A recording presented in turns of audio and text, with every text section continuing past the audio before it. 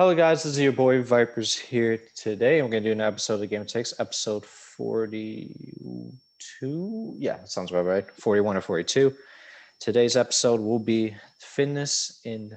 Wait, remember it. Sorry, this is a little bit screwed up for me. Fitness in the gaming community. So, we talk about, you always got to be decently aware in video games. The reflexes.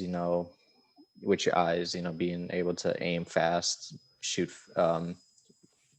Quick acceleration and all that. I'm probably messing up the words there, but you got to be aware in your game. That's kind of a lot of the mental side and also kind of with your eyes. But you never kind of talk about the fitness, like how fit do you have to be a gamer? Now that's a question that has been questioned for many years now because you don't know the physiques of gamers. It has been getting more into, okay, we have to improve our health daily, otherwise this is going to be hard to compete. Burnout, stress, all that bad stuff in the gaming sphere, which has affected a lot of gamers.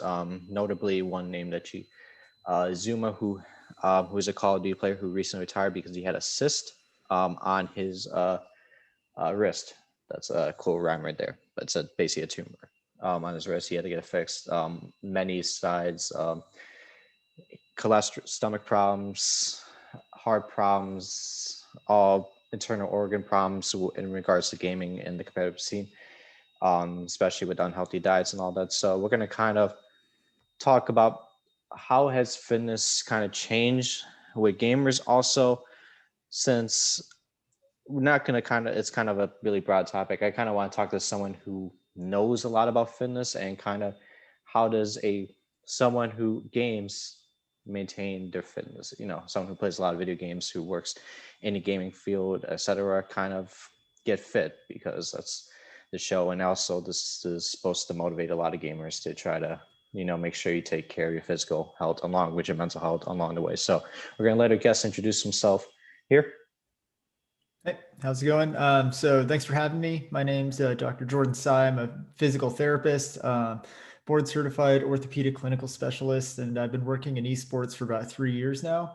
Notable teams that I work with are Cloud9 Esports as well as Evil Geniuses. I've worked with players from League of Legends, CSGO, Fortnite, World of Warcraft, Valorant.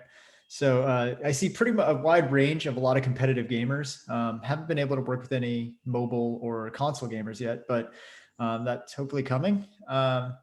And yeah, so my job and my role with these teams is generally to help them understand and educate players on how to prevent a lot of issues, how to minimize the risks for developing these injuries, and how to take better care of themselves. So it's kind of two-part. So one is injury prevention and injury management.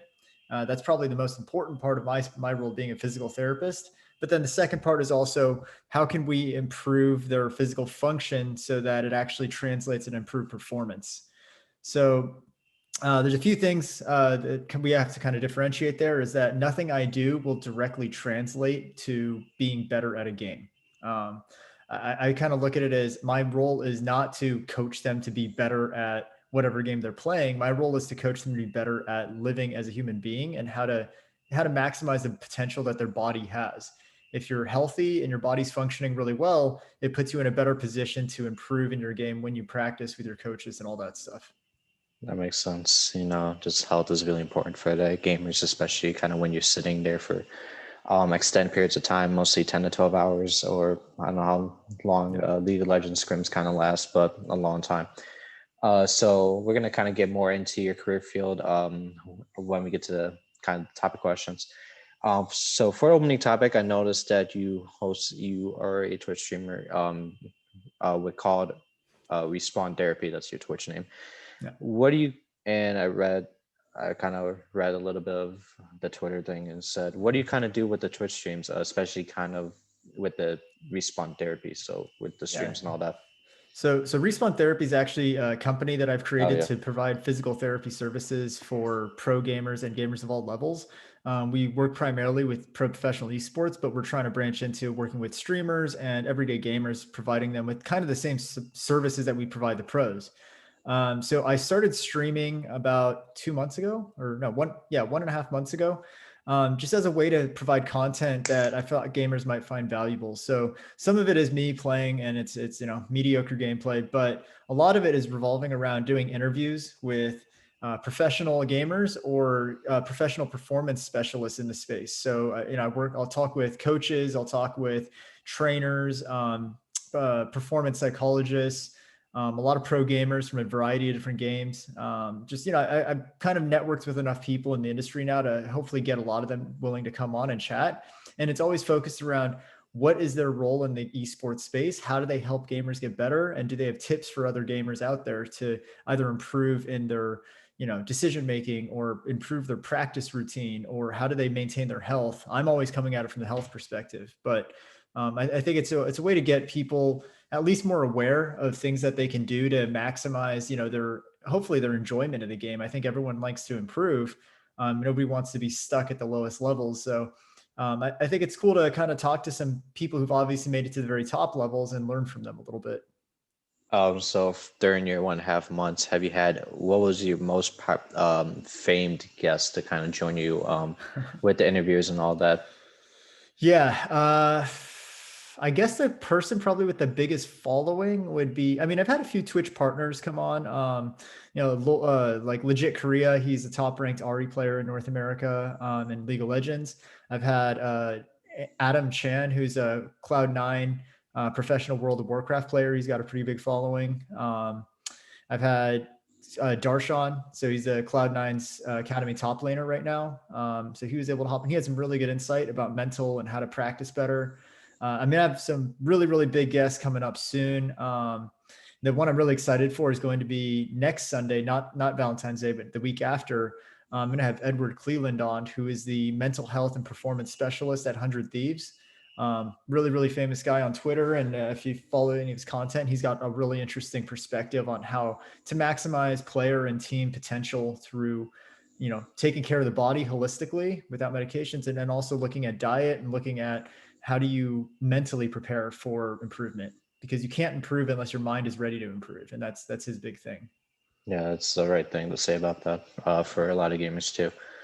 So we're gonna get into the main topic here. So dummy type question. So the main topic we're gonna talk about fitness in the game community, kind of with you and also kind of with the general public, general gamers. So first question, I actually did a podcast in the past. It was really early on. I don't think it was 2 years ago, where I talked about physical and mental health of gamers. This one's kind of and I think I asked this question. I did ask this question, but we're gonna go from a different perspective now. Someone who has a lot of experience with fitness. What do you think the stereotypical physique of a gamer is like in 2021 as compared to 10 years ago? I think it's definitely shifting. Well, to caveat that, I think, are you talking about your everyday gamer, or are you talking about your, professional esports athlete? You can go with both perspectives. Okay. I'd say that at the professional level, you're seeing a massive shift, especially in the last couple of years. The last 2 or 3 years, there's been a lot more awareness and a push from the professional community to take care of these players and start looking at health as kind of necessary in order to compete at the highest levels. So a lot of teams that I work with, it's becoming more and more of a common knowledge thing where they're getting trainers, they're getting chefs to come in and cook food that's good for them. They have very regular meetings with psychologists, that kind of stuff. Beyond or below the professional level, though, obviously it's still a struggle. I think most gamers today are, I can see in some ways how there's better awareness around taking care of yourself, but at the same time, especially since 2020 with COVID, I think a lot of people have really fallen off from, being stuck inside all day, not being able to leave their homes, not being able to go to the gym, not being able to exercise, and then spending significantly more time playing games. I think there's a research article that came out, I think 2 or 3 months ago, and it was basically saying that there's an estimated 40% more games played in this last year than the year before. And that may not sound like a huge number, but when you think about the fact that there's 4 billion gamers on Earth, 40% means that almost 2 billion of them, or 2 billion people or more, are playing games. So that's actually a crazy number. And I think that, it's kind of, this whole, well, I'm stuck inside, I can't work out, so I'm going to play more games. But you don't realize that by not exercising and not taking care of your body and then increasing the amount of stress and sedentary activity that you're doing, it's actually it's burning the candle at both ends. It's really working against your body from both ends because you're doing even less and you're still not even exercising after. So I'd say the general population, in the last year at least, it's definitely gotten worse. But I do think that overall, as a society, we're much more aware that eating healthy and exercising is good for you, which is something that maybe 30 years ago we never thought. Yeah, I don't know. I think it's improved a lot over the last 10 years, mostly for the general, because again, knowing they're learning, being more aware of kind of like the internal organ diseases, maybe pain with the wrist, carpal tunnel, maybe elbow pain, um, you know, kind of the mental side, especially with, well, gaming is supposed to be, it's kind of a hobby, but it also really regard to esports is kind of stressful. So they have to kind of prove the physique and all that to make sure their kind of mindset's ready. And, it's, they don't really have problems when they go into the games, all that with, body aches, headaches and all that stress. And so they have to improve their physique. And that's kind of been, people want to get outside more, because again, back in 2011, there was a lot of good video games that released, but 2021, yeah, there's still a lot of good games, but a lot of the population kind of is, the population that we knew in 2011, which was really gamer folk, since I'm 20 years old. A lot of the guys I used to, I went to high school with back in middle school, that was when Black Ops 2, MW2, the Call of Duty, um, you know, back in those times, League of Legends released at that time, in 2010. They Yeah. used to play a lot of video games. Now they stopped. They want to go more outside and get fit. So unless you kind of really are a hardcore gamer, still like 10 years later, where you kind of just don't really care about the outside that much, you just want to stay inside the whole time, then it's probably changed again. um, but it's probably harsher for the younger population because again, they don't have a career, they don't have priorities yet, so they kind of have the inside, they like to stay inside a lot. Well, most people like to stay in, most of the young population likes to stay inside, but not all Yeah. of it.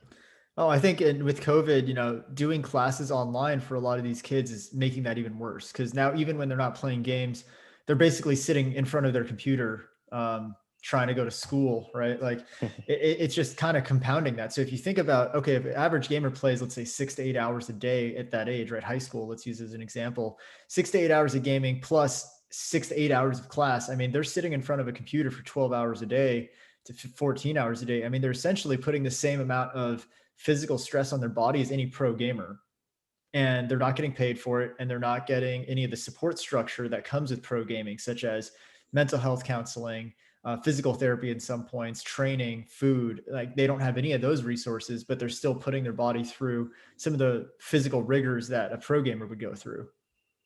Yeah, it's again, it's changed a lot, but it's just you got to get that support and you got to have the motivation to do it, because if you don't like, you work with esports players and Yeah. you want to get them fit, so they have to do it. They know they want to get fit. But do you think, like, if you were not, like, just say you were not there, do they really want to do it? I don't know. It might not be in their mind. Yeah. So you I, just got to I, I give mean, people that support. I think that the biggest thing I provide them is education. And so every player that I've worked with, whether I continue working with them or not, let's say they trade teams, I don't see them anymore. I would hope that at least they have a basic understanding of how to take care of themselves and why it's important. And so that's kind of where I come in, and I try to make sure that I'm not trying to change your life. What I'm trying to do is educate you so that you can change your own life. I tell everybody I work with, I'm not going to fix you. I'm not going to do anything to you that's actually going to improve you. You have to do it yourself. I'm just going to kind of show you the way there. And I think that really resonates with people. And when they actually understand it, especially if they're at the pro level, they really take it seriously because they know that, hey, if I don't do this right, if I don't take care of my body and I fall apart, I'm retiring. And if you retire in this industry, there's usually not a second chance. Like, if you're not a top tier pro, top 10% of the pro league, and you start having health issues and you can't play anymore, there's very, very few teams out there that are going to give you a second chance. And then beyond that, most of these guys never even finished high school, or they just finished high school. They don't have a lot of fallback options either. So if they're really serious about making this a career and actually making a living on it, they have to consider the fact that their health is a big part of that. Yeah, you got to. That's the scary part about kind of the esports careers. Just just see gaming. Your eyes get, your mind gets kind of fuzzled because you're competing at the highest level for 6 to 8 hours a day. It's the same thing for basketball, football, all the other sports. But again, you're moving a lot. This one, you're just kind of sitting, unless they create a Wii Sports esports, but they don't have that. So yeah, it's really scary for them. Yeah. Uh, so next question I got for you. This one is kind of going to be kind of your. This I'm not going to answer this one. Um, yeah, I'm not going to have a response to this one. What got you started into wanting to work out and take care of your body, along with your interest in wanting to become a physical therapist? Yeah, so I actually was really, really out of shape all through high school. And the reason I actually feel so strongly about this is I resonate with these kids. When I was in high school, I was 110 pounds. I'm still pretty skinny, but like I've gained like 40 pounds since then. I was the same height as I am now. And all I did was play games, eat really terrible, eat a lot of candy, eat fried food, and like never took care of myself. I was just blessed with like really, really good genetics in terms of being skinny. But the problem was I was basically skinny fat. Like I couldn't run half a mile without being like gasping for air. And this is at the end of high school. I went to an art school, so we didn't even have physical education programs. I literally did no physical activity all through high school. And then right after, I went to college for 1 quarter, really just didn't like the art program and decided, you know what, I'm going to change my career path. So I dropped out of college and went to the Army. I spent 3 years active duty as a combat medic. And then in the military, obviously you have to work out. And I kind of fell in love with it there. I had some really good friends in the Army who kind of pushed me to go with the, they would drag me to the gym every day. I had this one guy, Jay, he was like, look, Jordan, you're my buddy. I'm gonna force you to get huge. You're gonna get ripped. I was like, what are you talking? He was an ex-football player, and he's like, yeah. And he Yeah. dragged me to the gym twice a day, every single day when we were in Iraq. Like we were deployed together. And he forced me to work out, and I kind of fell in love with it. Got into bodybuilding for a little bit, just as a, like learning about it, learning more about fitness. Um, and then, I gained probably 30 to 40 pounds of muscle while I was in the military. How long did it Um, get you get to that point? Basic training is about 2 months. So after basic training, I gained about 20 to 30 pounds, but it was just because I was eating like 5,000 calories a day and I was working out. Like we don't do weight training in basic training. You just do like heavy endurance ruck marching where you have 80 to 90 pounds worth of stuff on you and you're walking for 10 miles, or you're doing push-ups all day. I mean, I was a push-up machine. We would do physical training in the morning, but it's all body weight. But and I was running all the time. So I mean, I was running. You start out kind of running 1 or 2 miles every morning, and then you get up to running like 12 miles, 15 miles, just as a part of training. So I got really, really in shape in the military, and because I was active duty, that never ended. We were training every single day, no matter what. So once I got out, that just kind of stuck with me. I was like, hey, I remember how I was in high school, and I was like, I never want to go back to that. I felt so terrible. I was like, looking back, I was like, man, I was very depressed all the time, and I always felt like I was too skinny, and I had really poor body image. My posture was terrible.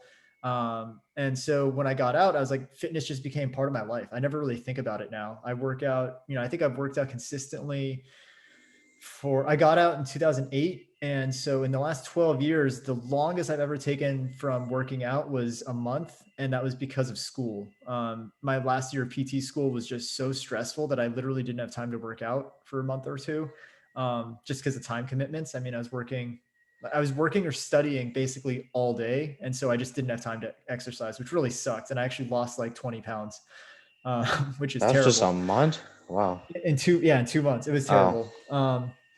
But for me, it's like I always remember what I used to be like, and so the idea that fitness is something I have to do doesn't really register in my brain. It's something I enjoy, and I think it's because I've realized that the benefits it gives me.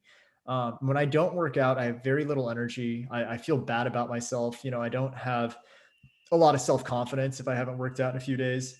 Um, so I just think it has to become a habit. For me, I've kind of ingrained it into my brain now where I schedule my day and a workout is just part of that. I fit in like, hey, I have an hour in this block. That's when I should exercise. And I think, and for a lot of people, that's really difficult at first. And even now, and if for whatever reason, I take a week off because I'm on vacation or something, I know that going back to work out that first time is actually, it's hard. You're not as strong. You feel weak. You feel like you're not where you used to be. You have to catch up again. But after you get back in the swing of it for a few days, it usually becomes much easier. And that's everything. I think that's everything difficult in life is you just have to kind of get into the habit, like waking up early, right? How many people get a job and it changes their schedule from like, oh, I can wake up whenever I want to all of a sudden I have to wake up at 7 a.m. every day. And the first week it sucks, but you do that every day for a year and you don't notice it anymore. It's just like part of your routine. I think a lot of stuff is like that. Humans are very good at adapting to uncomfortable circumstances if you do it often enough. Actually, it doesn't seem bad when you get up at 7 a.m. for school because you do that for about 12 years until you Yeah. get to college when you get to choose your own classes. Yeah. And then you give yourself some room to be lazy, but yeah, absolutely. Actually, I'm going to do mine. So it was in middle school, so it was about a seventh and eighth grade. My dad and my mom, so I don't remember when it was, but they started going to gym. I don't know what got them into it. I guess probably my mom forced my dad to go to the gym. We're gonna probably they did some crap like that. Mhm. And I was kind of fast. I didn't go at the time. They would go and it's like, just be home for a couple maybe hour or so, and then they get back. And I got interested in one day, as I was pretty back in sixth. I was actually called the push-up king in middle school because I used to do. And this was a nickname that stuck for a while. I actually had it as my Instagram username once. I don't know. Yeah. Nice. So I did it like in middle school. I was just crushing. Like no one got the 50 push-ups. They have like push-up every week. So they do like sit-up tests and push-up tests. I would get like Mhm. 50. I got 60. I got like 60 consecutive push-ups without stopping. And I could have done more if I didn't really feel like stopping mentally. But if Yeah. you know, so I got, I was also kind of decently, like oddly, a lot of the kids, I was probably one of the heaviest kids in the class. I was 120 at the time. And it looked odd because I'm 5'6". Everybody else was probably taller than me, but they were skinny.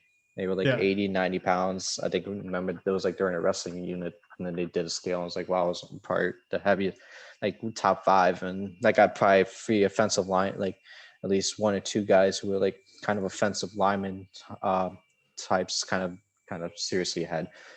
And I kind of got, I wanted to work out. Yeah, I just kind of said, okay, screw it. I would just go work out. Struggled the first couple, really didn't struggle the first couple of days.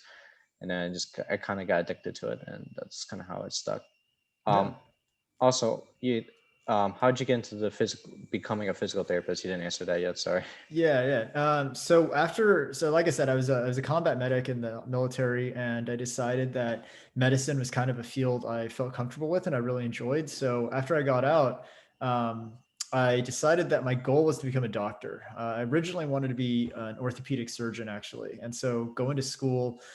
Going back to college, which was really, really hard. You go from not studying for 4 years at all to all of a sudden being in college again. It was rough. But after my first year in biology as a major, I decided this is not for me. Chemistry was killing me. I think I got I was doing the tutoring, like study sessions with a group. I was going to office hours and all that stuff, and I still got a C+ in one semester. And I was like, you know what, I just can't do this. You're not getting into most competitive med schools getting a C+ in chemistry too. Like that's just not going to happen. So I had to relook at my options. And one thing that kind of stuck out to me was physical therapy because it revolves a little bit more around exercise, in my opinion. And when I was looking at how they interact with patients, I was like, I really want to work with people. I don't want to, like most physicians will see their patient for 10 minutes and then they're just gone and they don't really see them again unless they check in. So I think with PT, you get a chance to really, really build relationships with people. You talk to them for the full 30 minutes to an hour. You kind of you kind of learn about them and you build those kinds of lasting relationships that actually helps you improve their lives. And that was something that really spoke to me. I volunteered at a few different clinics, found one I really liked. And the owner was actually a faculty member at USC, where I went to do my doctorate at. So he kind of showed me that, like in any field, there's good PTs and there's not so good PTs. And it just so happened that I've been at a few that I really didn't resonate with. And I felt like, I don't know about this. This seems kind of like janky. And it seems like these guys are little better than personal trainers at some level too. But then going to a really good clinic and seeing how a top level physical therapist with specialties and all that, how they operate, I was like, man, they know a lot of stuff. And that kind of blew my mind. So I decided to pursue it. I ended up going to USC, like I said, finished my doctorate in 2018, and got out and, decided that esports was, something that I just have loved for so long. Like I said, I've been gaming my whole life. And I felt that a lot of what I do with patients, especially, the people who work at their desks all day and have neck, back, wrist, arm, shoulder pain, that translates really directly to pro gaming. And I felt like that esports was a space without a lot of physical therapy, without a lot of people pushing this stuff. So it seemed like an opportunity for me to get into, and decided to pursue it. And luckily got introduced to some teams and kind of worked my way up from there. I've been able to continually provide value for the organizations I work with, and they, kind of introduced me to new ones. So it's kind of just progressed from there. It's still very new. Like I said, I've only been doing this for about 3 years and it's still growing. And a lot of teams I work with are still a little bit hesitant. Like, why should we pay a physical therapist to come in to see our players? And I have to basically explain, like, this is what will happen if you don't, right? And you've seen so many players retire. Zuma's a big one. Uzi last year. There's all sorts of issues. And then even the players who don't retire, but they just play constantly with pain, they're not playing 100%. If they are thinking about their wrist pain or something in the back of their mind in the middle of a game, you already know that their focus isn't 100% on the game, and that definitely will translate at some level.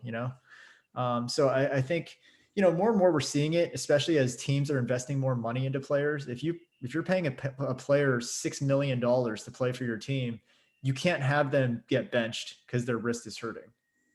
Like that, you're paying them for that reason. You have to bring them in. So if you're going to pay $6 million to bring them on, you also probably have to invest a little bit to keep them healthy. Yeah, that's the big thing is that there's no $6 million contracts, but if it gets to that point, yeah, you probably want to keep them healthy. That's probably the same thing with other players, in different sports, NBA, NFL, and all that. So yeah, it's gonna be crazy to see the progress. If you don't hire someone who's specialized in kind of the fitness field, with esports, in esports. So next question I got for you is, since you specialize in physical therapy, kind of fitness side, what are your daily responsibilities in regards to helping people achieve wellness, and how many patients do you get that are in there due to workout injuries? Um, Um, yeah. So repeat the first part again. I'm sorry. we could. This is gonna be two different set of questions. So since you specialize in physical therapy, what are your daily responsibilities in regards to helping people achieve wellness? You can also give me a rundown of how many. Curious, how many patients do you slash players do you kind of take care of in a day? Okay. You add on to that too. Yeah, first off, the esports stuff is my side job. I'm really trying to build this up more. And like I said, it's still very early in the adoption phase. So I work with 2 or 3 teams right now. Out of those teams, each organization, I should say, has multiple teams. So it varies. On average, I'll see probably 8 to 15 a week. Although sometimes it's more, sometimes it's less. It just kind of depends. During playoffs, it's a lot more. I usually end up seeing a lot more players because they've gotten through the whole season. A lot of these musculoskeletal issues will start popping up later into the season and into playoffs, as they start grinding more too. Because when you get close to playoffs, you start increasing your play hours, trying to practice more. Um, and then a lot of the stuff that I do with them is mostly revolving around identifying areas of stress. So what are some positions that you're using, or what are some setup changes that you could make to reduce the stress on your body? What are some better habits you could develop? And then after that, it's okay, what do we need to strengthen? If you have certain muscles that are weak and you have certain movement patterns that are not ideal, it's going to cause an increase in that stress. And then the last part of it is improving recovery techniques. So showing players how to recover from a full day of scrimming, right? Showing them stretches that they can do. If they need to use a massage gun or use ice or do some other types of exercises, a lot of it's mobility based to improve their range of motion and all that stuff. That all comes after as well. So it's very individualized. So it really depends on what the player has going on. Like I said, a lot of what I do, especially with teams I've worked with for longer, it's preventative. I try to show them how to prevent issues from popping up. Players that I haven't worked with as much, generally it's more rehab. So they might already have issues going on that I then treat as a physical therapist. So my day job, I also own and run a physical therapy practice in Santa Monica. So I see, right now I'm actually cutting it down. I used to see 30 to 40 patients there a week. Now I'm down to about 15 to 20 because I want to spend more time doing these sports. How long do you kind of spend with each patient?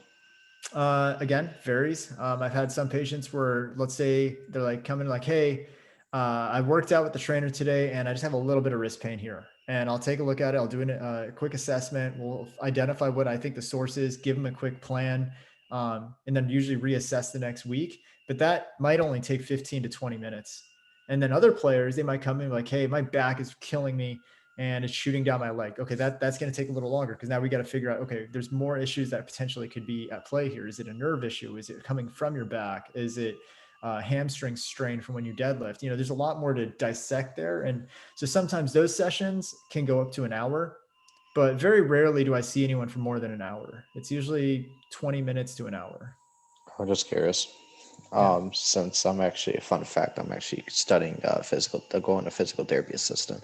Oh, So nice. Yeah. that's why I was happy when I got you on here. Yeah. And also, how many, like, out of those 15 to 20 patients, and just say for your regular, not going to count the esports side, Uh-huh. because we don't know how much they go to gym. How many do you? How many were due to workout injuries? Not kind, just working out, they get injured somehow. Um, That's actually tough. That's a really wide range because I work in orthopedics. I mean, I see everything. I've seen 7-year-olds to 97-year-olds. Oh, So it's a really wide range of patients. I've seen a lot of different stuff. Most of my patients right now are either chronic pain, like they've had a lot of back pain or other issues for a long period of time, or they're post surgery.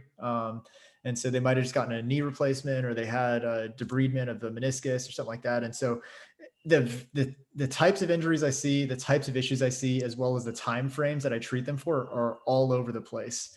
But I will say that when COVID first started, we saw a lot more people coming in because they were trying new forms of exercise. Running being a big one because they're like, "Oh, the gyms are closed. I'm going to start running."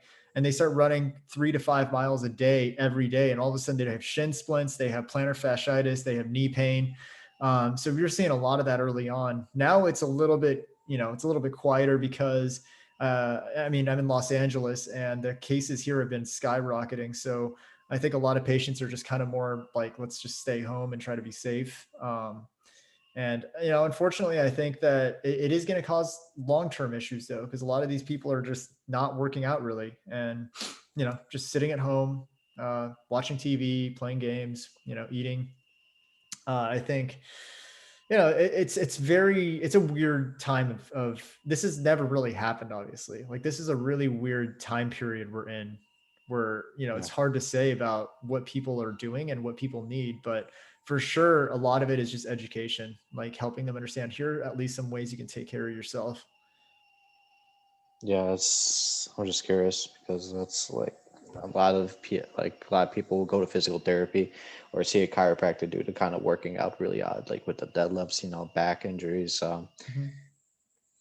maybe shoulder impingements, like because I think it's the upright row where you gotta do it this way, it can cause like shoulder blade issues, clavicle issues, all that, neck Mhm. problems, maybe because strains and all that. So yeah, I was just kind of curious how many you kind of get because like that's really odd. A lot of people go to physical therapy. A lot of people who go to physical therapy is just kind of due to working out, workout problems.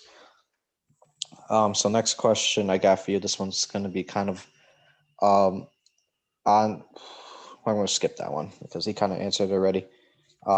Which was kind of describing the process that actually I'm going to answer it. Describe the process that you made from the beginning to now in regards to your fitness practice. So when you started back in 2008, or when Yeah. in the military to now, in regards to kind of the physique and your body overall health. Yeah. I'll be honest, like I think even for me, like COVID has been really tough.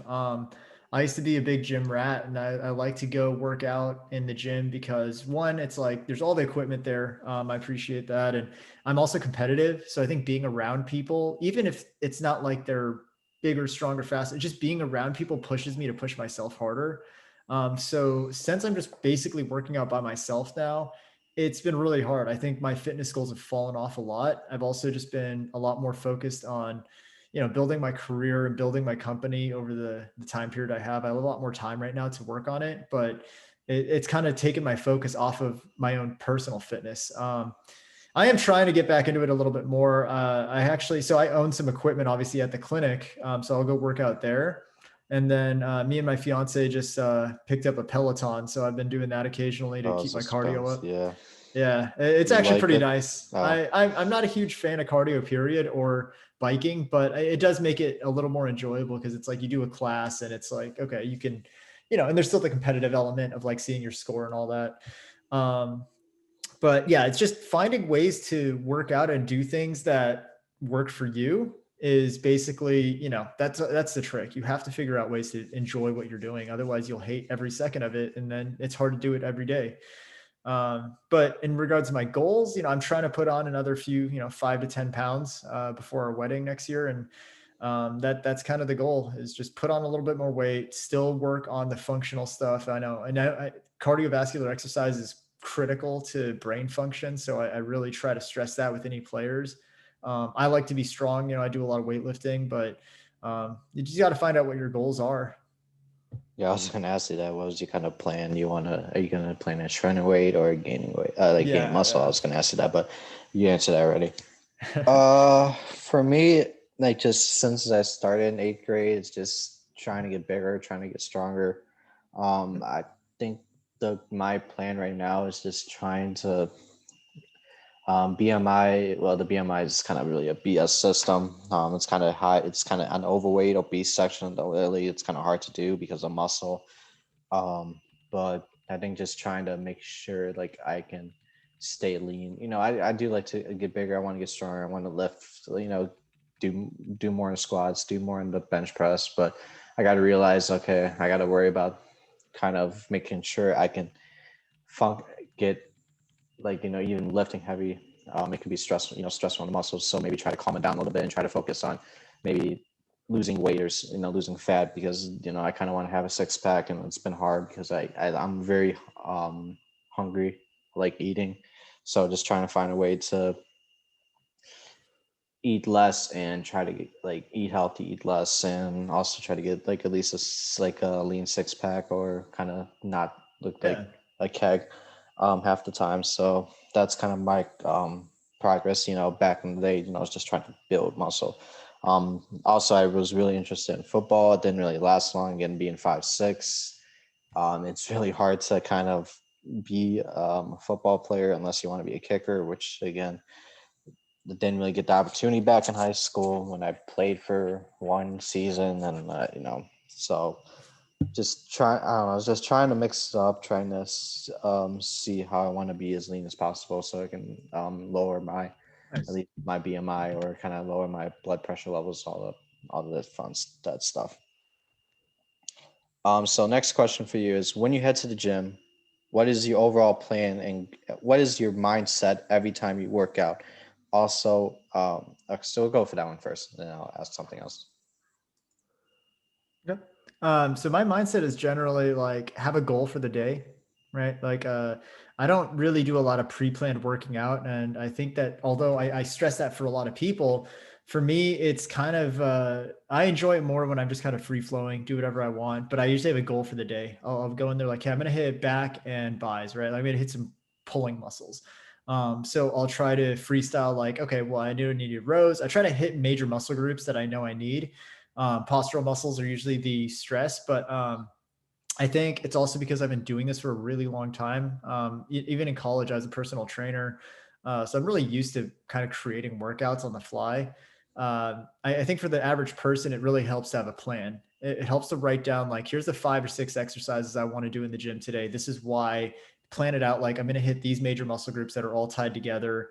If you're going to, let's say, do a chest workout, it's not just doing a bunch of bench press. You got to mix it up. There's different fibers of the pectoral muscles that have different actions. You have to also work about, think about your shoulders, think about your triceps. There's all these other things at play. So I think having a good plan is the first place to start. And usually that starts with, what's your big goal? If your goal is to gain weight, there's a way you have to structure your workout. If your goal is to lose weight, there's a way you should structure your workout. So I know it's really kind of convoluted and a roundabout way to say it. Just, it depends. It depends what you're trying to do and what your goals are for that day, and how did those goals translate to your overall goal in the course of a few months. Yeah, I think this is my mind. Well, yeah, it's you gotta make sure you have a goal in mind, like a plan, because otherwise, you just go in the gym for fun, which is good because it's fine. But again, you kind of want to have a goal so it's more motivating. Um, for me, it's hard. I think just kind of wanting to lift. It's because I'm young and all that. Just kind of want to gain muscle. Lift more, do better. Like, and just say, for example, I do a bench press. It's a 225. Maybe the next week I want to do a 230. See if we can hit that and hit that more consistently. Then once I do hit that number more consistently, maybe I want to go 235. Just try to improve a little bit the strength, but you gotta again imagine what your approach is. Losing weight. You always kind of want to do like a stepping stone, same thing as gaining muscles. Just have a stepping stone progress. Mm-hmm. Even if I just say it's a day where it's just like I don't feel motivated. Just like I don't know. I don't think I can hit. Just don't feel like I have the strength for today. I'm just gonna go kind of easy, have some pain somewhere. At least I got to work out, and that's a little bit of a goal. Something that won't really further my progress.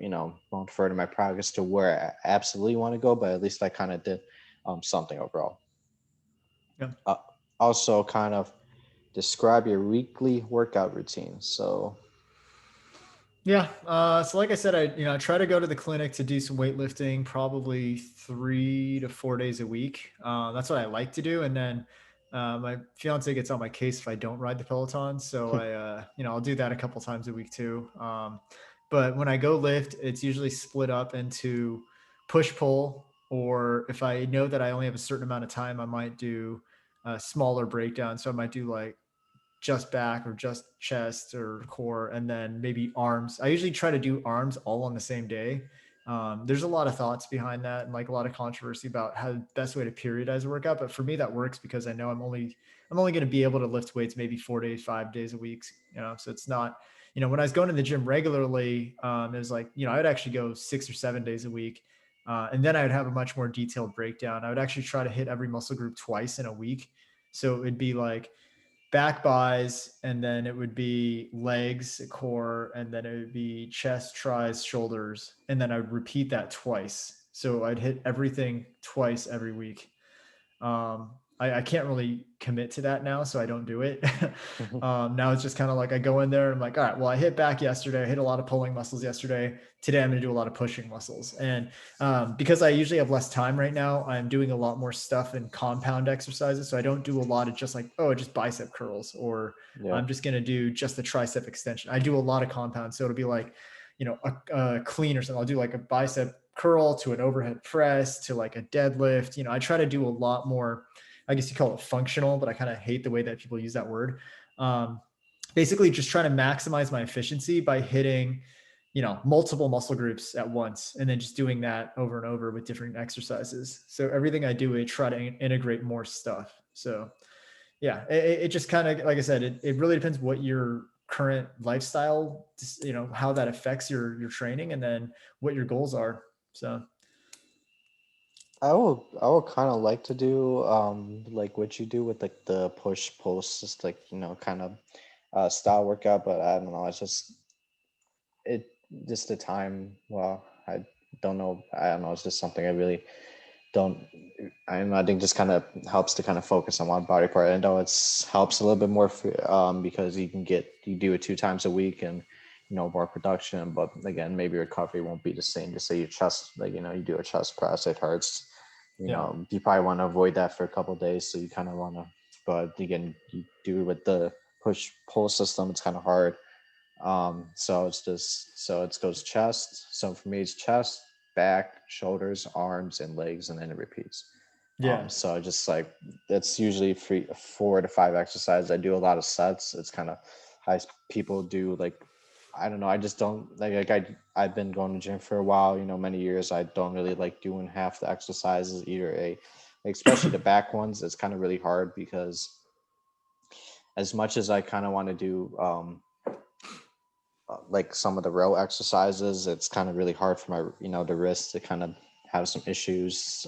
Shoulders, I don't really arms. It's just like well, a lot of the all the body parts I kind of don't like doing certain exercises because it could cause like more injuries.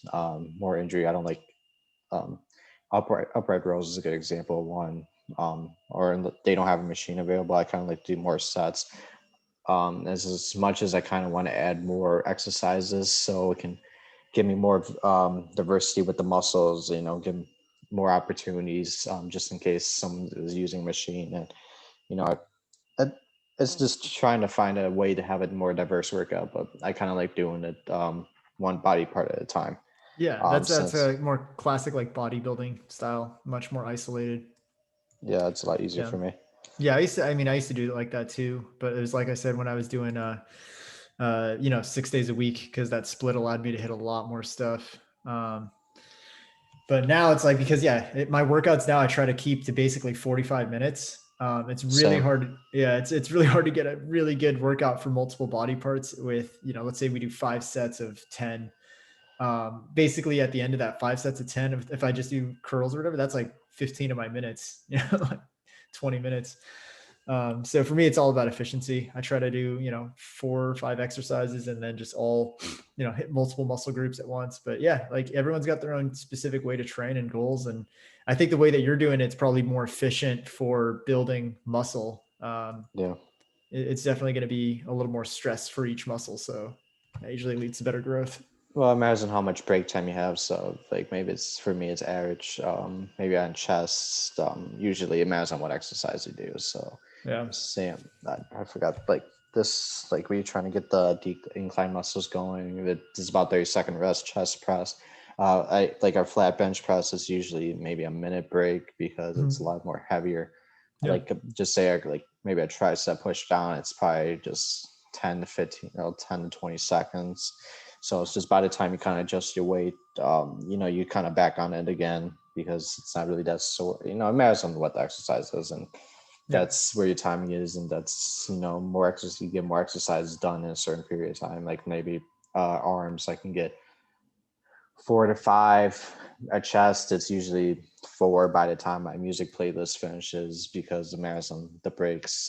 Back, it's at, at shoulders. I kind of do less sets, so that marathon timing.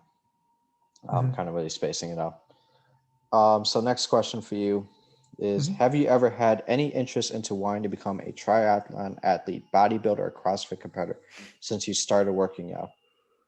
Uh, I definitely entertained the idea of being a bodybuilder for a little bit just because that's what I was into. And to me, bodybuilding doesn't mean you're just going to be this massive, roided out monster. I think it's more of a philosophy of training of like doing very, very exercises are aimed at building a specific look rather than a specific function. So your typical CrossFit athlete or someone who wants, like when I was in the military, was training for very functional purposes. I was like, I had to be able to carry a lot of weight over long distances. And, that was kind of how I would try to train for. Now it's mostly aesthetic. So I think bodybuilding kind of fits that better. It's like you're trying to create a certain look. You want to go to the beach, you want to look like you're jacked.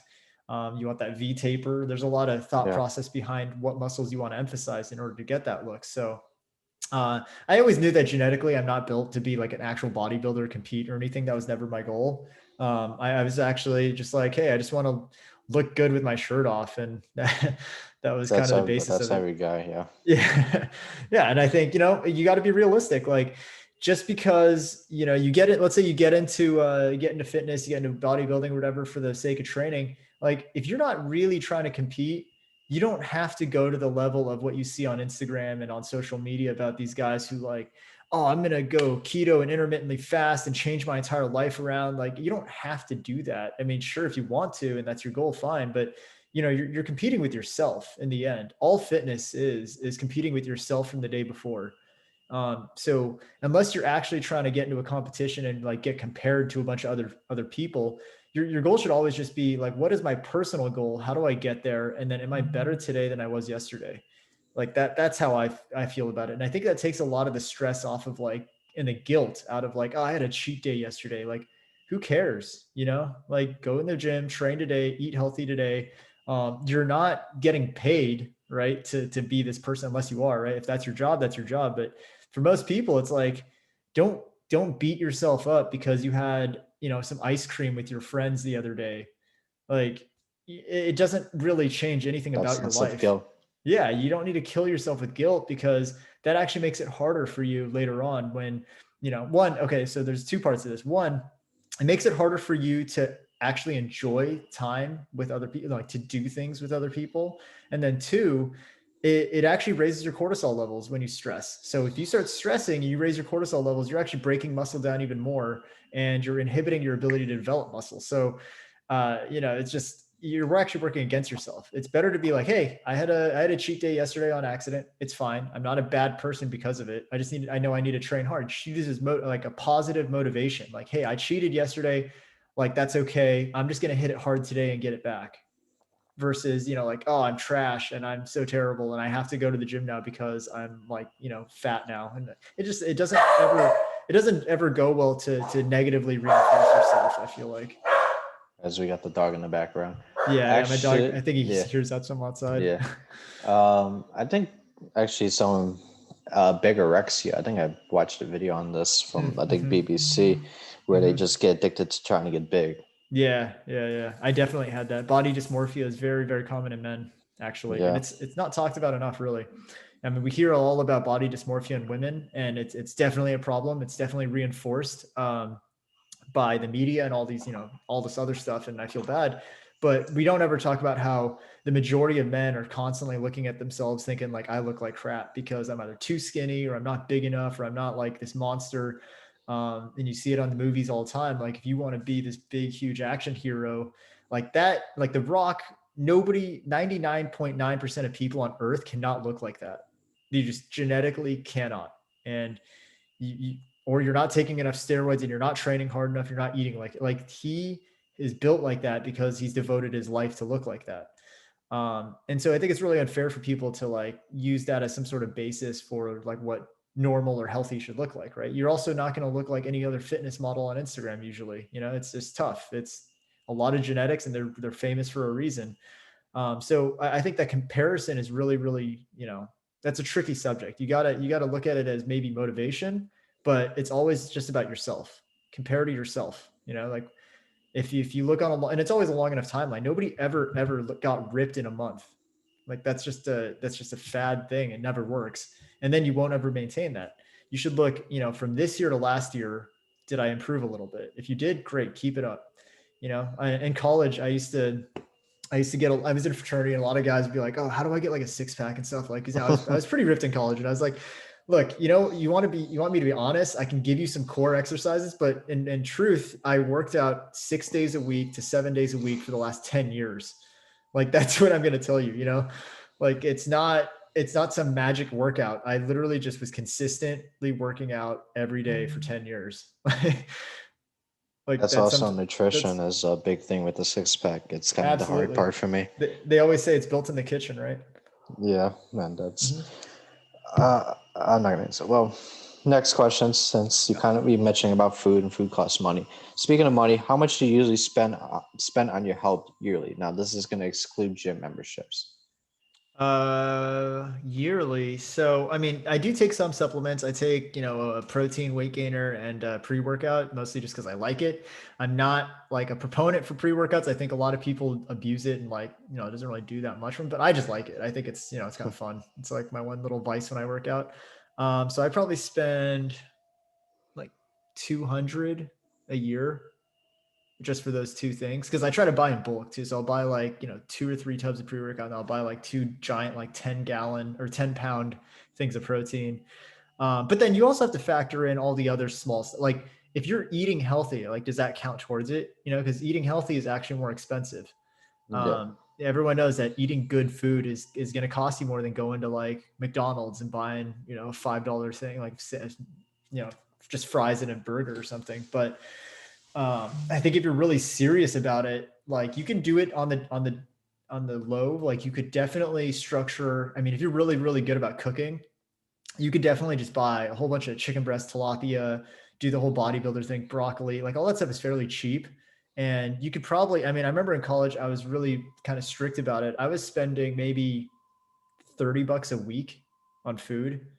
And that was tilapia or chicken breast, that's like 8 or 9 bucks. And then I buy a big thing of rice and then broccoli is like $2, right? So like, yeah. I'd be able to make like 5 meals, 10 meals out of that for like, $30 a week. And you compare that to going out to eat. I mean, I think like last night I spent $30 on dinner, like, That's yeah, it's different than having a full week, especially with how dinner is so expensive. yeah. So do you spend like now? Not gonna talk about food and supplements now. How much do you spend, like excluding the food and the gym membership? How much do you spend trying to take care of your body, like with Yeah. um, I mean, yeah, gym membership is definitely not. chiropractors? No. No, well, I mean it's going to be different for every person. I'm already a physical therapist, so I treat myself a lot, in Yeah. terms of like, hey, if I have aches and pains, I can usually figure out why, and I can kind of go through it myself. So I understand that that's a cost that some people don't have the luxury of being able to ignore. If you have an injury and you need to see someone and pay them, like that's something you have to do. I'm just lucky that I kind of will look at myself and think about my own symptoms and treat myself, but I'd say that, right now I'm not paying for a gym membership because of COVID. So they're all shut down here anyway. But I was paying Mhm. 40 a month before. So that's what, $480 a year. Yeah. And then, supplements, like I said, so about 687, let's say, $700 a year on that total. And then, I mean, that's pretty much it. I mean, I don't know if you factor in like, oh, I bought new gym shorts or something like that, No, that doesn't count. but yeah, between that and like food, it's like you're going to spend around $1,000 a year, I think, depending on what you really get into, You what also kind gotta of add in supplements. like, just say you want to buy some new equipment, like the derrick, like massage gun, maybe like If this. you want to go that route, Yeah, yeah, yeah, for sure. And I do think those are actually valuable tools. If you want to get a foam roller at home, I think that's a great tool. I used Um, to use I think I have a tennis ball, and I kind of use it as a Yeah, deep that's tissue. that's that's awesome. Tennis ball, lacrosse ball. Yeah, so I think that COVID has really forced people to reevaluate where they spend their money, especially on fitness. Yeah. Peloton's really blown up just because, hey, yeah, it's very expensive, but if you add up the cost of how much a gym membership is a year and you have a Peloton for 3 years, you've already paid for it. Like it's the same thing essentially because we can't go out anyway. So that's what my fiance really wanted, that because she used to really like doing exercise classes, which are super expensive. And because of COVID, they shut them all down. She's like, I don't like working out unless I have like some sort of class or a teacher or some kind of trainer yelling at me. So it was, for me, I'm like, yeah, I paid for half of it. But like the Peloton was kind of like this thing where it's like, okay, at least she's working out. Because if she doesn't do that, I just know she'll work out like twice a week or something. But sometimes if you have to spend money to motivate yourself, spend the money. If it's really actually worth it. Like if that, hey, if I go, it's the same thing for guys going to a nicer gym versus going to a really, crappy, like hole in the wall where you don't even feel motivated there. And like all the equipment's really bad. You might just stop going very often. And so for me, if it's the difference of paying 40 or 50 a month versus paying $10 a month, and I know that I don't like going to the $10 one, I'll just pay the 40 or 50 because at least I enjoy going to it. and that helps actually make the most out of that money. Paying $10 a month for something you don't use is actually a waste of money. Yeah, it's have you kind of thought like since COVID and all that, you kind of have a stable career, you know, you your fiance staying at home with the Peloton. Have you kind of thought about investing in a home gym? Yes, I'm in a unique situation in which I don't really have to do that because I have my business. Yeah, But if I didn't have my clinic, I definitely would invest in some home equipment at this point because it's just, I don't know when gyms are going to open up again, and I'm literally going crazy without anything to lift. Like I feel really bad for people who just haven't had anything and they're just like stuck, and they, maybe they don't have the knowledge base to build their own workouts. They don't have any equipment. Like, what are they supposed to do? And I think a lot of people, when you're confronted with how difficult of a decision that is, most of them are just like, well, I'm just not going to work out for a while. That's easy. And it doesn't cost me anything. And it's just kind of like an easier decision, I think. But I think a lot of people now, now that it's been over a year, they're starting to do, at least try things. Like they're trying to do online classes, or they're like, I'm just going to go for a run, or I'm going to do some push-ups, do something. And so I think there's a lot of space, a lot of room in the industry right now to start developing stuff like that. But to each their own. Like every person's got to figure out what it is they value and what it is they want to do, and find a way to keep themselves healthy. interesting. Yeah, I home gym will be interesting, except it's kind of where I live. Well, first thing, it's kind of a blessing. 2 months after COVID, so it came. I think I remember the date, March 11th, March 12th. 2 months later, the gym I go to opened, and it's been like that ever since. As I live in Florida, it's a lot less strict here with COVID. Oddly, I think I haven't checked the case numbers, but I think Florida has less cases than California. It's kind of shocking what Governor Newsom and DeSantis wanted, with Newsom in California and DeSantis in Florida, their beliefs on COVID. One doesn't, one's kind of really secure and it doesn't want it to spread anymore. One's just fuck it, we'll just open everything up. Fuck it, survival of the fittest. So I got blessed to kind of open gym, to kind of have the gym, with COVID not affect me that long, without working out with muscles. And actually, it was a funny. I actually didn't like some. You mentioned how like a week not being in the gym, working out, lifting weights, it can affect you, and that's happened before. But actually, 2 months without doing it, actually, that was pretty normal. The first day I went in, that was a chest workout. It was like wow. So again, Yeah. the home gym. I would love a home gym would be nice. I think it saves a lot for a membership, but I don't know. I like for me, you like with the bodybuilding, like you mentioned about bodybuilding, just kind of you kind of work like you can be in good yourself. Like I kind of like that motivation, just seeing other people lift more to me, and just like oh, I want to kind of lift more now. Yeah. Yeah. So I kind of like the gym. It's a And I remember when I was before I moved down, I went to a gym. It was like I think $25 membership that had every equipment. It was kind of a small gym.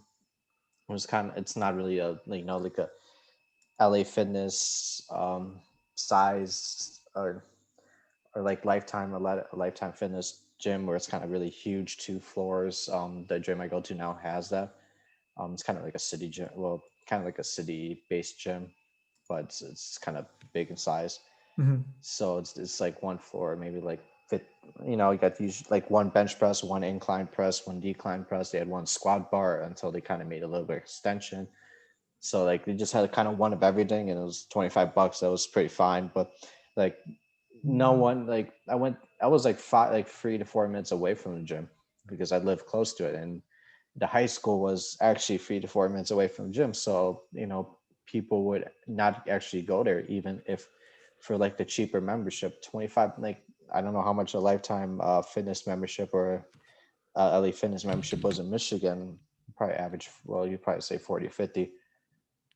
People wouldn't go to gym because they didn't have the sauna, the pool, the basketball courts. One of them actually had like a water park, like kind of like a slide outside. And it's like, really, I just need everything. I just need it. get some muscle. It's not like I need all the necessities. I don't need a pool. I don't need a sauna. And I was like, dude, really, you gonna spend that much? And a lot of kids are, I don't know, for one, I don't think none of them were kind of taking it seriously as I did, and that's kind of why. But Yeah. that's a different story now for most of them. So next question I got for you is, what excuses do you hear slash have you heard from gamers or why they don't head to the gym? Now this could be from your esports players perspective and kind of whoever you play online, which your gaming friends perspective. I'm sorry. What do I? So from your game, like actually, sorry, like from friends you knew, friends online in gaming and also in the esports space, like Yeah. gamers. What's their excuse to not head to the gym? I mean, usually for them, it's a lot of it is they don't really know what to do.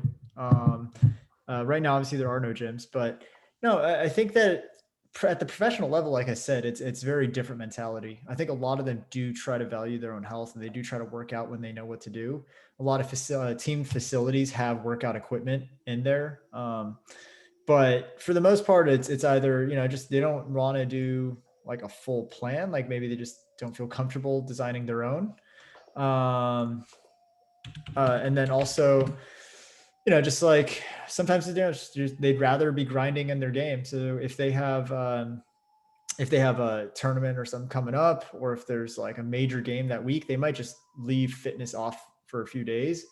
But I think for the most part, they're pretty consistent. Certain teams like Cloud9, I mean, they force their players to work out every morning regardless. Like there's no choice. So it just kind of depends on the organization and the players themselves. Yeah, that's interesting. Just kind of curious. So we're gonna skip a couple more questions here.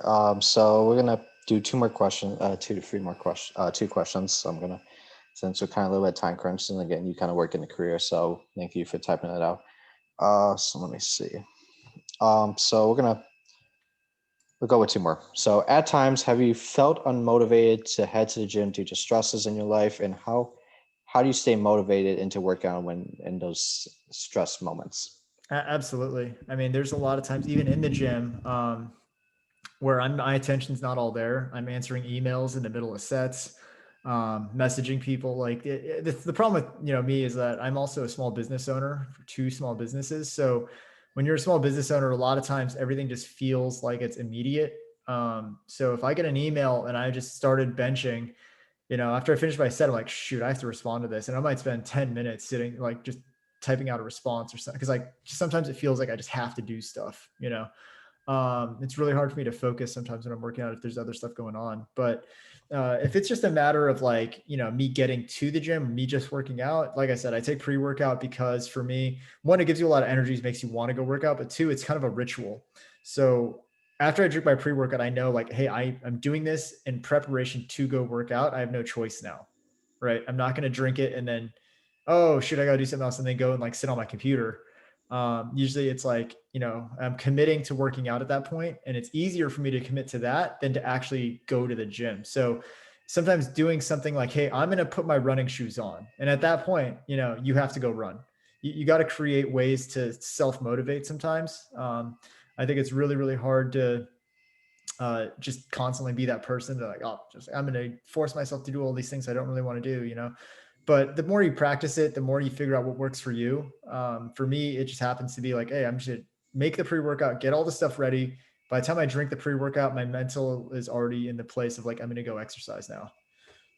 Yeah, just curious. Yeah. So last question I have for you, since you kind of had this fortunate to get to kind of do your career at the same time with the broadcast. It's okay. Mm-hmm. So this is gonna be kind of just say any gamers who watching this, anyone on YouTube. You're an avid gamer who finally wants to get fit, and you recently got a gym membership. What tips do you have for them when starting out in the fitness world? Yeah, start simple and also start slow. Like, don't go to the gym for 3 hours. You're going to wake up crushed and you're going to be sore everywhere and you're never going to work out again. I usually tell people, especially trainers in the esports space, if you're working out with some guy and you're training him who's never ever done anything, or girl, um, You start with something that you know you can do. Don't start with like clean and press, like CrossFit. Just do something really, really simple. Start with some basic exercises that you know that you feel comfortable doing, and work out for like 30 to 40 minutes, and then go home and be okay with it. You don't have to go in the gym to kill yourself. You want to start a habit, and so one concept I always stress with people is you don't build any muscle in the gym. You build muscle when you're sleeping at home, recovering. You want to go to the gym to create a stimulus, and you also want to make it so that it makes it an enjoyable experience. I don't think anyone enjoys going to the gym for the first time and just getting some trainer or someone to like yell at them and gets utterly destroyed in the gym and then they can't walk the next day.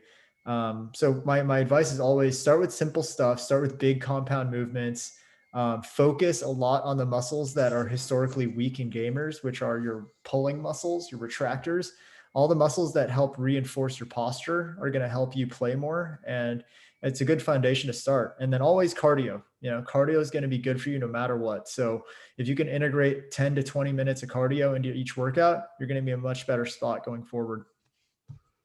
Okay, so thank you for joining me on the podcast. As he's going to be heading off to work, I'm going to kind of, I was kind of typing out at the same time. I'm going to be, I'm going to add, as he kind of has to head out. I'm going to kind of answer. I have some other questions written down. I'm going to kind of ask for myself, so I'm just going to kind of do the solo podcast for 10 to 15 minutes. So do you want to give any shout outs before you want to anyone before we you head out? Um, Shout outs. I mean, I appreciate all the orgs that were allow me to work with their players. I thank them for the opportunities, obviously, and then for everyone who's watching, listening. Appreciate you guys taking the time to learn a little bit and better yourselves. I hope you all, continue your own fitness journeys and gaming journeys. If you guys want to hop on my channel or chat with me, just hit me up. I'm active on Twitter. That's where Viper found me, or you can follow me on Twitch so it's respawn_therapy. If you have any questions about specific exercises, injuries, anything like that, I also have an Instagram account. It's just at Respawn Therapy, and we'll post regular videos, tips, things like that, exercises. You can check it out there. But yeah, I appreciate you having me on. I appreciate your time. Okay. Well, hopefully you enjoy your time while I finish up the practice. Thank you for All right. joining me. No problem. Take care. Bye. You too. Okay, so sorry. As you guys are wondering, he had a text message midway. He used a chat feature, and he said, "Okay, 5 to 10 minutes." I thought it was planning to be a little more, but he had to kind of limit it. That's okay. Someday I'm going to kind of skip half the questions. I was about halfway done with the podcast, and we said, "Oh, I can kind of answer these questions myself." Um, since it's kind of not really as not as much as this is gonna be kind of fun doing a solo podcast at all. Kind of do a solo one, just kind of answer questions myself. Learn from kind of as fortunately we didn't have for the whole stream due to work. Again, it's give you heads up. Physical therapy. You might get a random text message. You might have to help someone quickly, so it's kind of important to have that in mind, especially in the nurse kind of when it's a random job. So it's we didn't know expect this to happen. Sorry if it did, but that's okay. You provided a lot of good points. So yeah, so I'm going to kind of finish up the podcast here by myself, as I'm going to kind of answer a couple of questions that I can possibly answer. So first one I had. So this is a question I was going to ask him again. These are the questions I was going to ask Dr. Jordan Sy during the podcast. Unfortunately, with time and all that and work, so that's fine. So from my perspective, what did I do in regards to exercise during the first couple months of COVID-19 when the gyms were closed? So from my perspective, that's fortunate I can have his, but it's again, he kind of explained it multiple times. It got fucked. Gyms haven't opened since March. He explained it multiple times, not really much I have to kind of re-explain there. You guys kind of heard it. So just kind of did a lot of running.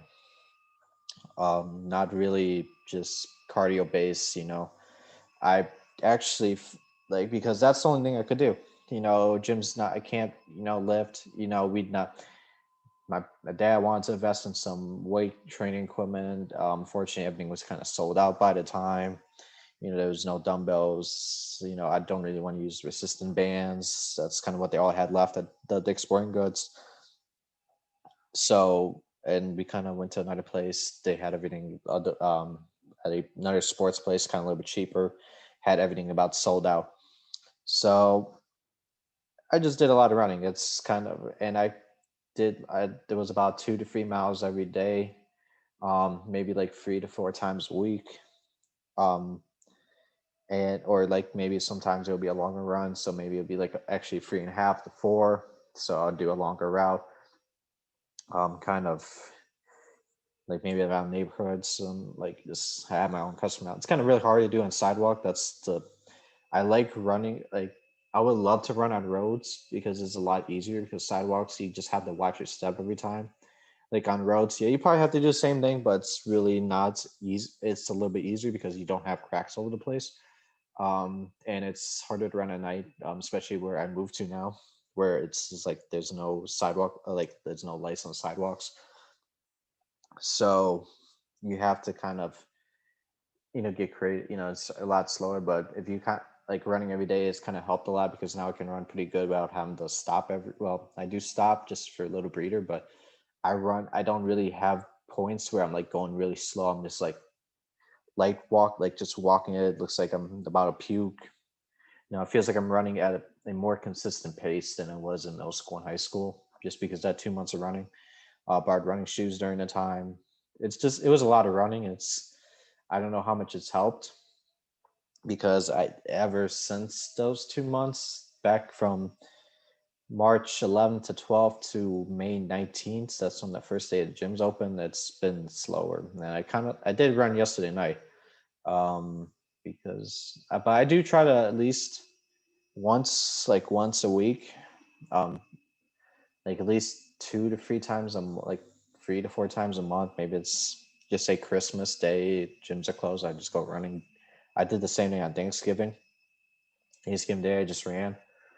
I would just it's running is just try to run a little, like working out. Try to do at least 1 day or 2 days a week. Um, Especially trying to gain muscle, like all that. Try to get at least a little bit of running in because that's gonna be really important for you. Just long game muscle, you gotta run, and it's gonna help with kind of losing weight, maybe shedding a little bit of fat. Um, it's also a good thing to kind of test your overall health by running because just how good are your lungs, especially when you run consistently. Do you run? How bad are your lungs? Like, how tired did you get when you first started running until like the end when you started running more consistently? Like, so like progress, have you got less tired and all that stuff? I prefer like you guys just to kind of run at least like 3 to 4 times a week if your gyms are closed. If it's open, then maybe once or twice. Um, so yeah. Let me see. How many game? So this is how many gamers do I know have gotten a gym membership due to you working to me working out, along with the progress along with the progress they made with their body overall. Why did I put you? Oh, I made a mistake. Along with the progress you made with, I know I put the um I like put you, but if I was guess, I don't really know who I motivated. Because people haven't really asked me. I think they use me as a motivation because the one thing I was a really strong kid in high school. Like I was known as Push-Up King. That's kind of stuck. I was the guy who went to gym. Kind of they asked me, how much you lifting and all that. That's how they talked. Like because I was known as the guy, dude. So I don't know how many people have motivated. How many people just said to me, just because of you, I got stronger. But if I was guessing, if I'm guessing, maybe over like maybe 5 to 10. I don't really know because people. I don't think I'm the straight motivation to it because I am. I didn't turn into a straight. I turned. I looked different, kind of being bigger and all that, but didn't really have deep motive like super.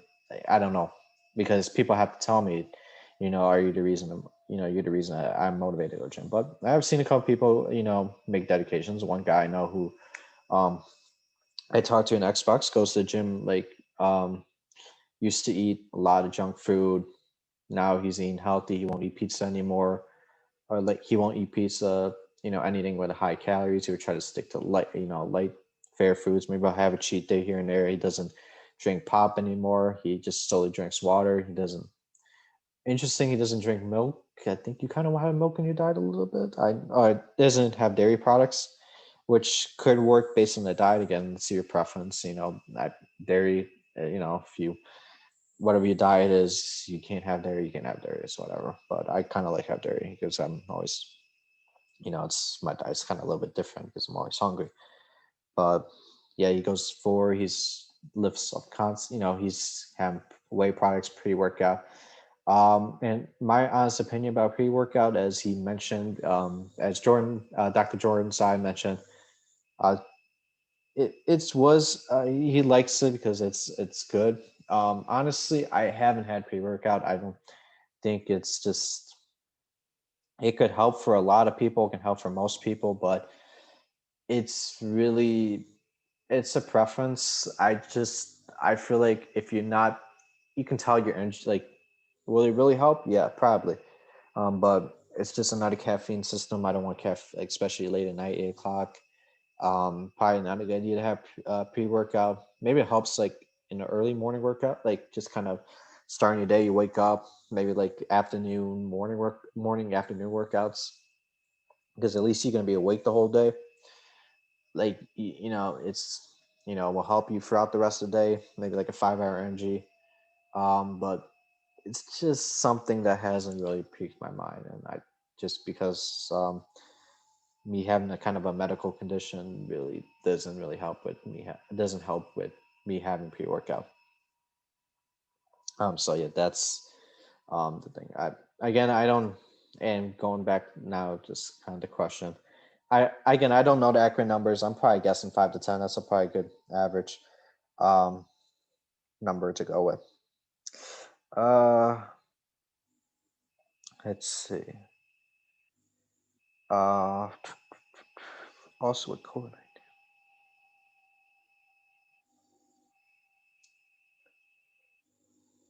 Let's see. Okay. What is your favorite exercise to do for each body part region? So chest, it's gonna be I'm gonna go in order of what I do for my workouts. So that'll be a lot more interesting because I got more. I'm the only one in the podcast right now, so only one talking right now, so it'll be more interesting.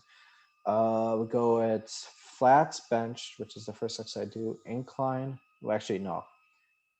Flat bench. Um, chest upper flies. It's like kind of this motion. It works out chest. You kind of two arms to kind of get stabbed. That one incline bench press. So these are two close ones. The flat bench press I kind of hate it, but I like it because it's the toughest one. It's probably this one would be probably third, but if it wasn't so effective because I hate lifting. Incline bench press, I should use a Smith machine because I don't like the incline machines they have at the gyms. Oddly don't like doing incline bench presses with just without a Smith machine. I don't know, it just hasn't really. I don't know, it just feels odd. And then the dumbbell chest flies, which what I do is I go on the floor. I go flat on the floor. Mat. I'm not gonna touch the gym floor. My my head ain't gonna touch the gym. I have a mat. I just do a chest fly like this, and that's usually end the workout. For back, this is confused. This might be interesting. I like the front pull down, like the rows with the underhand. I like those. That's number one. Um, Deadlifts. Actually, yeah, we'll go with. I'm trying to go with whatever my usual workout is without injuries. Deadlifts, one arm pull downs. So it's like this motion, and it's just kind of working on your back. Deadlifts, it's kind of usually like a rack pull, kind of. I don't go all the way down because I don't really need to. I just need to feel my back, so I just kind of cheat a little bit. Again, it's still I know people saying deadlift you got to go. Oh, it's close enough. I know it's kind of cheating, but I don't really need to go all the way down for deadlifts because unless it's like a heavier weight, then you kind of need to. But deadlifts because it's a lot for my back. One arm pull downs and then the lat pull downs. Because lat pull downs I can't really find consistency with it. I can't really feel my back, but I do it. So shoulders would go with overhead press, military press. That's kind of the same thing. Uh, let's see. Back, no, shoulder raises, front barbell raises, and let's go with the back flies. So I kind of do like this. It kind of works out my deltoid area overall. And so next one is arms. Let's see. This one's going to be interesting because arms is kind of really interesting because I don't do many bicep exercises. It's kind of shocking um, because I'm like people. I do a lot more tricep exercise because I feel like the I had because a lot of exercise kind of requiring a lot more. Besides the back, which kind of does require biceps. I really haven't. It requires biceps, but I don't really feel it. So for arms, it's bicep curls, tricep pull down, pull downs with the triangle, one arm tricep pull down. So it's like I have the cable, I hold on to the cable, and I just do like this motion, like just kind of imagine what this motion is like, except it's kind of more vertical, so like downwards. So like this. This is why I should move my camera back. And then the farmer walks. Actually, I kind of like doing farmer walks, but it's so either it's I have like 75 on my side for. Actually, I got with a creative exercise where I have I got like a less weight. I hold it by 3 fingers. So it's like a farmer walk, except it's less weight and I do by 3 fingers. I don't use all 5. And it's actually pretty effective, which I found shocking. Legs, this is I don't really if we go back to what my usual workout is, if it was, we're gonna add the stair climber in there. So let's see.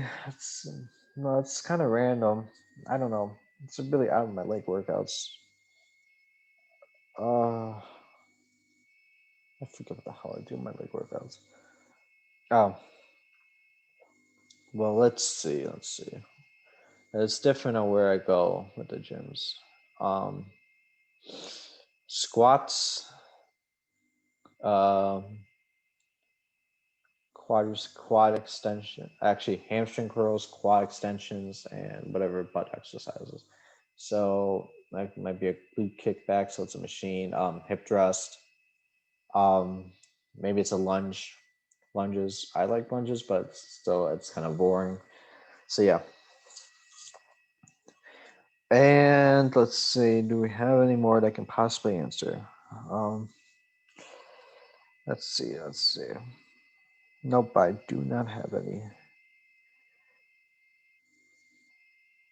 Oh, actually, I'll actually answer the gamer question. Excuses one I don't really know. It's kind of hard to tell because I don't really ask people about the going to the gym because I don't really. It's something I really don't care about if they go to the gym. I know it sucks to say that. So someone's an avid gamer. They started wanting to get a gym membership. What tips would I give them? Well, the first thing is if you get sore the first day, don't worry about it. Actually, the funny is the first day I went ever lifted. It was just like 45 minutes. I never lifted before and I got really sore. And I got sore for a couple of days because again, when you start lifting, like it might seem shocking, but you haven't been to the gym constantly, like work like I thought when actually the 2 months there was COVID, I couldn't go to the gym. I ran all the time. I was like, wow, I didn't feel actually it didn't look good the first couple weeks because I couldn't do a bench press. Like I couldn't do the bench press like as heavy as I can. So it's hard. But like when you first start working out, if you get sore the first couple like sore, don't worry about it. Like those first 2 days where your body's really sore, just kind of rest it up. Like just that's supposed to happen. I know it's not supposed to you don't want that to happen, but don't think is the motivation. Uh, just I think just finding routine and having a goal in mind. As go don't try to be try to diversify yourself and try to find a routine that works perfectly for you. So I kept try to learn about the different exercises. Like just say flat bench. Do you like at that moment like flat bench? You want to do it? Do you want to currently do it with a 40 lift it normally 45? Whatever the bar is, or do you do Smith regular? Maybe you're like, do you want to? How would you what preferred method? Like for chest, do you want to do Smith or you want to do the regular? Try to find a method, see which one looks easy, which one is easier for you. Start with the progress. Don't try to go hard immediately, and try to just because and just try to learn about the exercises. So which flies do you like? Do you like the ones where you guys sit down, or do you want to do the ones where maybe you're on an incline a little bit, maybe you're flat on the floor? Test it out, see which one you feel more comfortable with, and kind of stick with it as much. So try to not and try to learn about exercise. Which one can you prevent the least injury? Maybe watch videos on it. Maybe for like the arms, do you want to do cable bicep curls? Or do you want to do regulars? Which one will be easier to start with? Which one do you kind of want to do? It's like each program, like which one will work best for what you're trying to do. Try to learn about all the different exercises and see which one works perfectly. So the good thing is you got kind of like machines versus free weights, and a lot of exercises do that. Well,